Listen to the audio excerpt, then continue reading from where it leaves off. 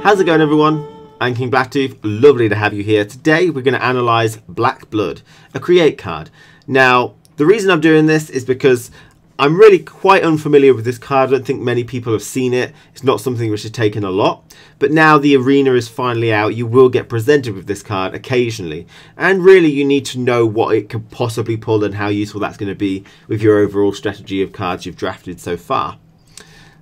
This knowledge would also work in Constructed as well, if you happen to take it or building a deck around necrophages and vampires. So we're going to learn, first of all, who can tutor the card, because that's quite an important thing. And then we're going to look at how many cards it can draw from, so what's the card pool size. This will help us determine probabilities later, as well as then the obvious, the choices. What cards can it pull? Okay. So first of all, Black Blood, it's an alchemy, special and item card. So it can actually be pulled in three ways. You've got Isengrim Outlaw for Squirtle, can pull it because it's a special card. We've got Vesemir for neutral, who can pull it due to it being an alchemy card. And then we've got Northern Realms Kian, who can pull it because it's an item card. Incidentally, he can also create it because he has that option too. There are a couple of other things that you can get this card as well. Philavendrel can just create it randomly. Nature's Gift for Squirtle can pull it out of your deck as well. But generally it's Isengrim Outlaw, Vesemir and Kian, which will be able to tutor this card. Next up, what does this card do? So you can choose one. Create any bronze or silver necrophage or vampire, or destroy a bronze or silver necrophage or vampire. So any possibilities that we'll see in the future of cards that can be created with this card can also be destroyed if the opponent has played one. So we'll have to also look at how much value can these things. Is there a chance that one of these necrophages or vampires is going to be really high value and sticking it in your deck can actually be really good? Or are all the targets for destroying going to be really kind of rubbish? So the first piece of information is the card pool size that this can create from. And the answer is 11. Okay, there are 8 necrophages and 3 vampires you can pull from. So the first necrophage you could possibly get is a FOGLET. I don't really need to say much about this. This is trash. No one's going to pick this ever unless you're BMing. And it's just, this is a card that is ruining the card pool of Black Blood.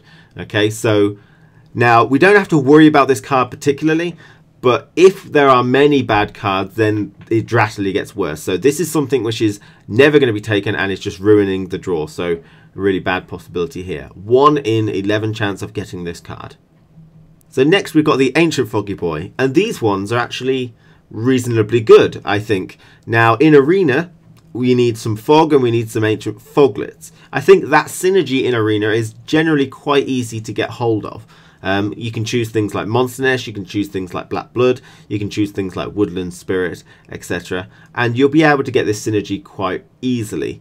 And these are really good cards because they start their life at 10 or 11 if there's a fog on the board, which means they can't be muzzled, they can't be Alzored straight away. So it actually soaks up some value and will start ticking along for good value later. And it's a nice, decent bronze to play start off with. You know, a lot of bronzes are 11 strength and this starts at 11 and then continues going. So a very good card to choose from Black Blood if you've got that fog synergy. So the next necrophage is the ROTFIEND, and this is a middle of the road kind of one. You know, it's not very good, but also can be very good. It really all depends on whether you can activate it, because no one else is going to do that for you. And that means you'll need things like the Griffin, the Cyclops, Barbagatzi, stuff like that. Now, it is worth noting that the Cyclops is a good pick in Arena because it's variable damage. You know, it's removal, but the strength that it can do, the damage it can do is variable, so it's a really good pick. So you might have a Cyclops. Griffins, you probably won't take one unless that's the highest value you can take, or you've got other Death Wish. And Barbagatzi, you might not take Raw, but you might have Monster Nest. So there are a couple of ways you can activate it. But it's a middle of the road one. Really all depends on what you've got to hold this guy up. So next up we've got the Drowner. And, you know, I've still got a bit of a soft spot for a Drowner because they used to be really good cards. Power creep has happened and this kind of got left behind a tiny bit.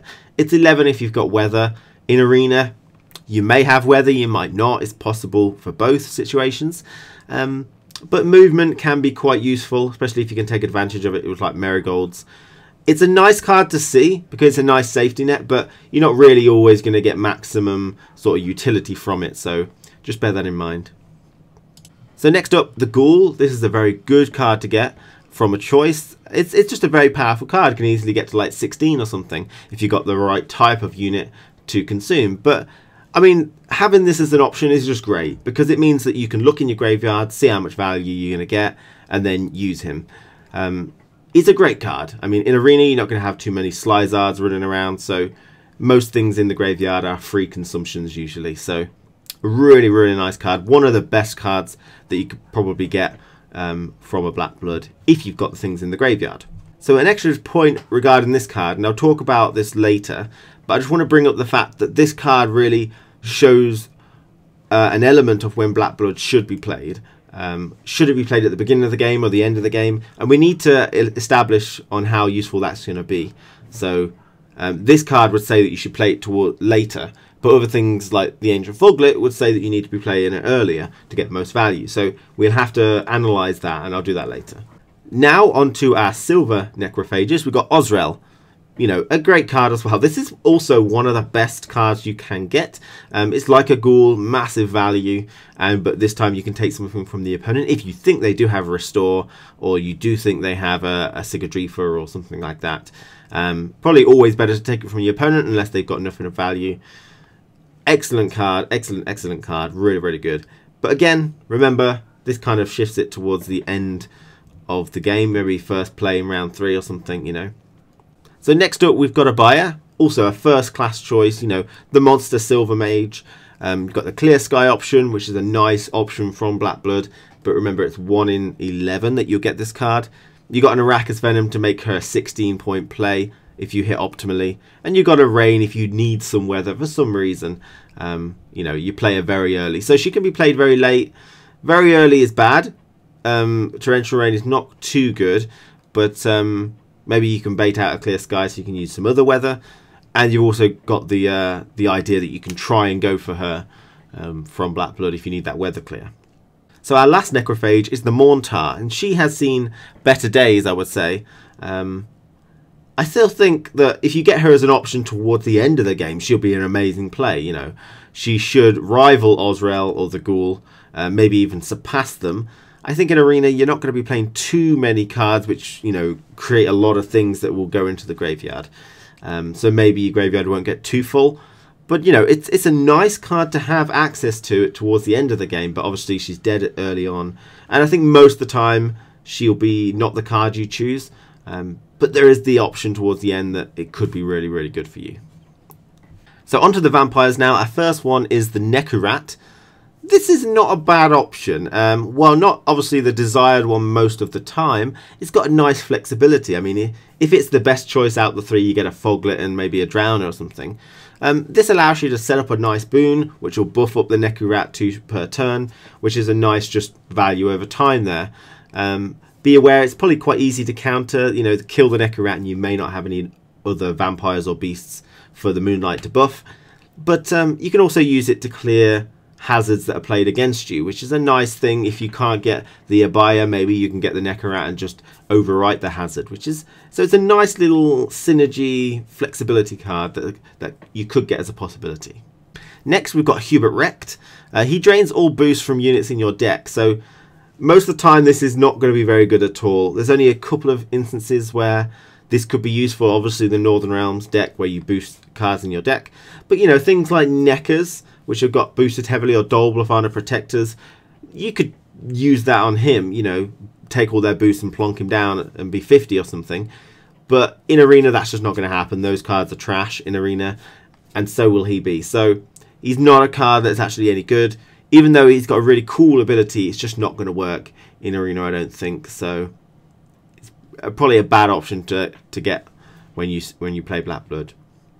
So finally, you've got the EKIMMARA. This is the only bronze vampire, and it's a very basic one. You drain a unit by 3, which means you damage them by 3, and you gain 3 health on this. So it's 11 value. Drain goes through armor, which is nice. You can kill Prince Stennis with this, then try and maybe caretaker him. So there's a little tiny bit of synergy there. potential. You know, you could do some interesting plays. Not synergy really. But it's boring. It's 11 strength. Not good for a silver card. But, you know, at least it's a good choice. It's not like another FOGLET. It's a choice which is... You don't feel too bad for playing it. Whereas if you had like more FOGLETs in the deck, then it would really sort of drastically lower the value of Black Blood. So that's what we're going to go on to next. Looking at the value of Black Blood and looking about when it's best to play it. Is it a lot of the cards shifted towards the early game, or a lot of them shifted towards the late game? Already we've seen MOURNTART, GHOUL and OZZREL for the late. So let's just analyze that next. So if we look at all of the create options for Black Blood as a whole, we've got 11 choices, which means if you're going for one particular card, like a buyer for Clear Sky, there's a 27.27% chance that she will appear when you play Black Blood. Okay. Now, there are a couple of really bad cards as well. We've got FOGLET and we've got HUBERT wrecked. In a non-constructed scenario, it's just bad. But that's 2. So 2 is actually good because that means you're at least going to get something else. So even if you get FOGLET and HUBERT, you're going to get something which is going to be better. Now, if we look at when you should be playing Black Blood, at the beginning, at the end. At the beginning, really, you've only got Ancient FOGLET. That should be played early, you know, to generate value over time.